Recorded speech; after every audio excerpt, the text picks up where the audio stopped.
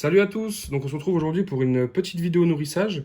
Donc ça sera pas une vidéo, une grosse vidéo comme avant, parce que tout simplement on n'a plus autant de reptiles comme avant. Mais vu qu'on a fait l'unboxing de l'Ivory et après on a fait l'unboxing des deux juvéniles, je trouvais ça intéressant de faire montrer tout simplement un petit nourrissage et on va vous faire montrer en vite fait la petite BCC Ikito qu'on a aussi à la maison, mais qui est actuellement en mue donc on va pas la nourrir. Donc je vous dis à tout de suite et je vais vous faire montrer mon système de fonctionnement. Donc voilà, donc là on se retrouve devant les quelques rongeurs qui décongèlent. Je voulais faire une petite aparté sur la méthode de décongélation vu qu'il y a plusieurs procédés possibles. Moi je procède de façon à faire, je sors les rongeurs du congélateur, on va dire en début d'après-midi, pour qu'ils puissent entre guillemets décongeler à l'air libre naturellement.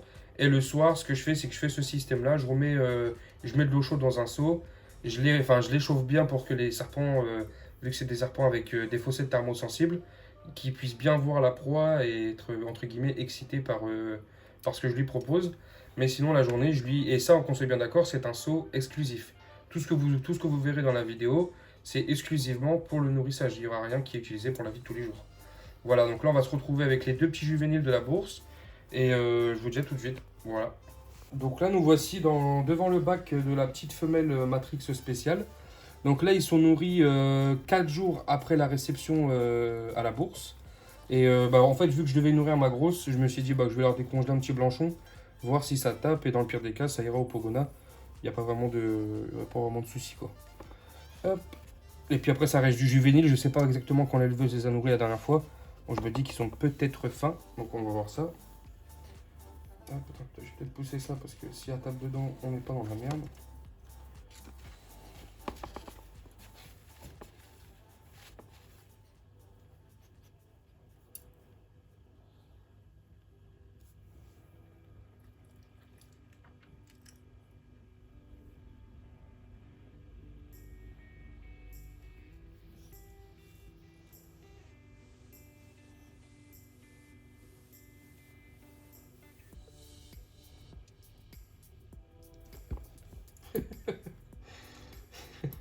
Ça me fait rigoler comment ça tape quand c'est petit comme ça. Donc voilà la petite femelle. Donc voilà, ça mange bien, je suis très content. J'avais une petite appréhension. Comme ça fait pas très très longtemps qu'on les a acquéris. Acquis ou acquéris on dit. Les dans la vidéo, ça on s'en fout. Mais voilà, comme ça fait pas très très longtemps qu'on les a à la maison, j'avais quand même un petit doute. Mais elle est un petit peu plus grosse que le mâle, donc je pense qu'elle a un petit côté grosse gueule, si je peux dire. Donc après, là, je vais faire taper le mâle, on va proposer à l'Ivory. Et là, comme vous le voyez, le blanchon est vraiment, entre guillemets, petit par rapport à la taille du spécimen. Mais quand c'est des premiers nourrissages comme ça, je préfère proposer trop petit que trop gros. Et là, ça me permet déjà de savoir qu'elle mange. Et ça me permet de savoir que le blanchon est vraiment petit. Donc là, je passerai sûrement sur de la sauteuse. Et de toute façon, ce genre de spécimen, il ne faut pas un nourrissage intensif. Et il faut faire attention à la tête de la proie. Donc là, je pense que pour l'instant, c'est très très bien. Donc voilà, donc là, on va passer sur le mâle en espérant qu'il mange aussi bien. Donc là, nous nous retrouvons avec du coup le petit mâle. Donc en espérant qu'il va manger. Hop, donc pareil, un petit blanchon. Je pense que ça fera petit, mais bon, comme j'expliquais juste avant, c'est pas trop un souci. Par contre, du coup, la qualité, elle est pas super bonne.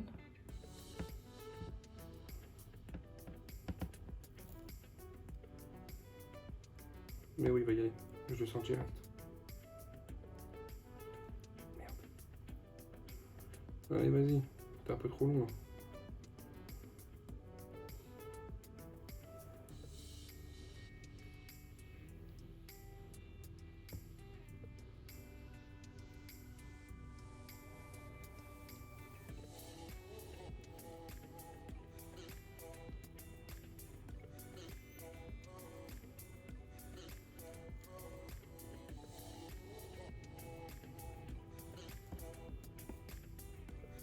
Je pense qu'ils étaient peut-être nouveaux vivants vu comment ils réagissent, tu vois. Allez, vas-y, shoot-le.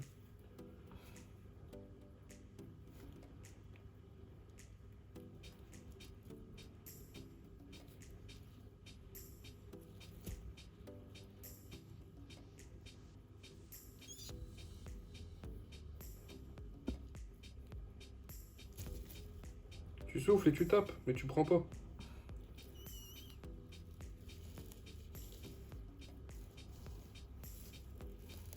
Je vais en mettre un peu dans l'eau. Allez, vas-y.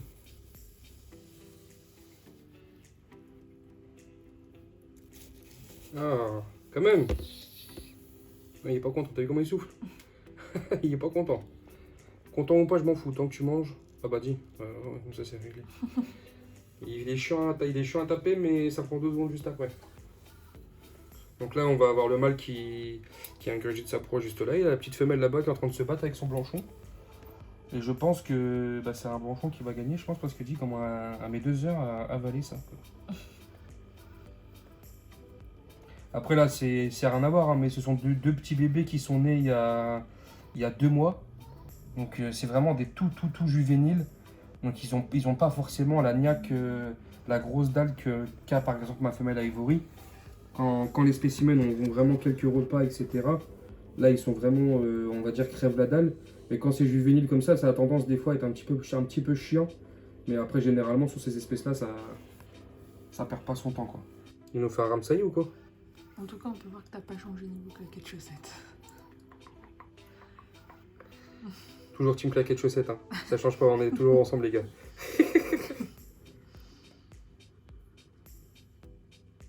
Et vous voyez, rien que de voir ça, je suis un homme heureux. J'ai acquéri 2 petits bébés, ils mangent, ils ont l'air de se porter super bien. Que demander de plus au peuple?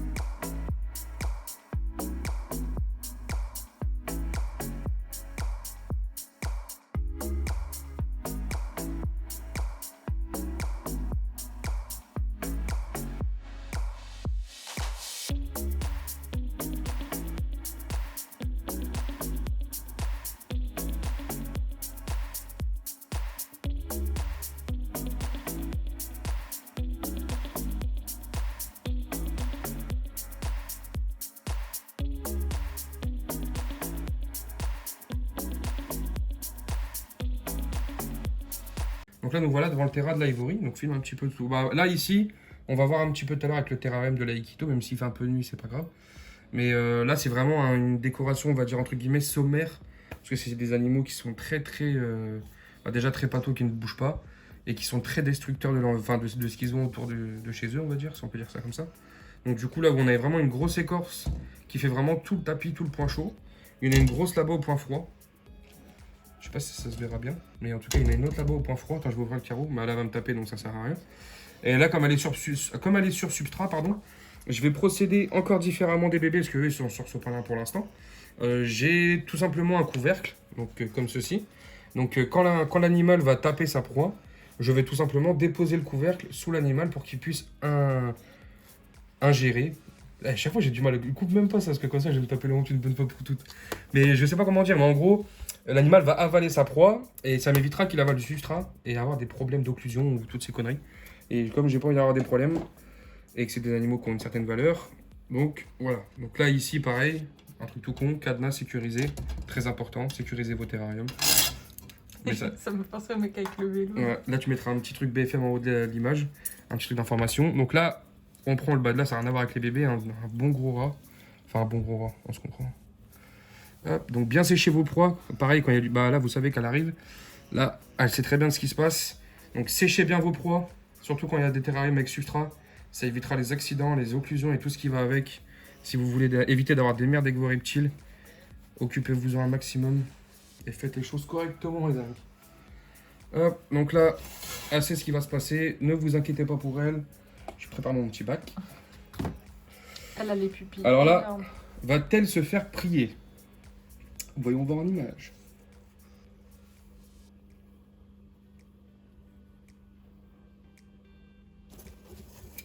Hop, donc là, qu'est-ce que je fais tout de suite? Donc notre femelle Ivory que vous avez vu en unboxing. Moi, les couleurs sont pas belles hein, parce qu'il fait nuit. Donc là, je pousse l'écorce. Mais après, je le fais depuis qu'elle est vraiment toute bébé. Donc elle a l'habitude, vous inquiétez pas. Donc tout simplement, je la prends délicatement. Voilà. Et là, comme vous voyez, il y a quelques petits copeaux. Donc voilà, donc là, je la supporte bien. Elle a l'habitude, hein, depuis qu'elle est juvénile, je le fais. Donc j'ai enlevé les petits copeaux qui traînaient sur le cul du rat. Je mets tout simplement mon couvercle, comme vous le voyez ici. Bon, je vous mens pas que c'est un peu stressant pour l'animal. Mais si ça peut m'éviter une bonne occlusion, je préfère, voilà. Donc là, comme vous le voyez ici, il y a un petit peu de copeaux. J'enlève le maximum. Voilà. Et là, elle peut manger tranquillement son rat. Une fois qu'elle aura fini d'avaler son rat, je pourrai enlever le couvercle, tout simplement lui remettre son écorce. Et ça évite tout problème. Et voilà. Il faut m'éviter toutes les couilles parce que vous n'avez pas envie de payer le veto avec une occlusion, croyez-moi.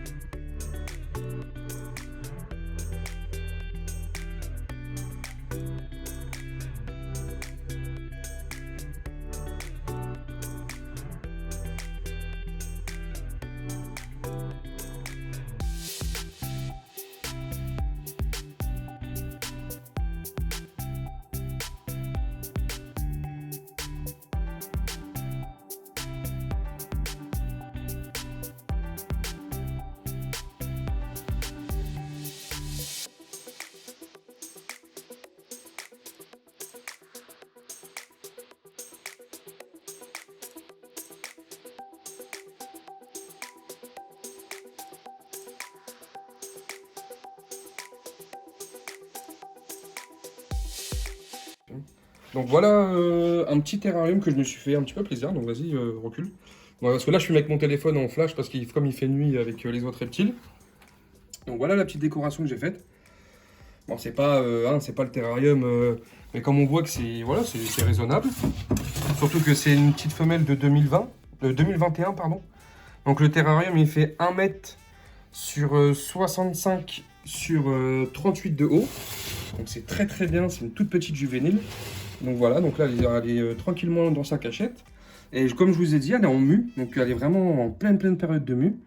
Donc elle est vraiment moche. Et surtout elle est pas contente. Voilà. Donc ça se voit direct, hein, les couleurs très très sombres.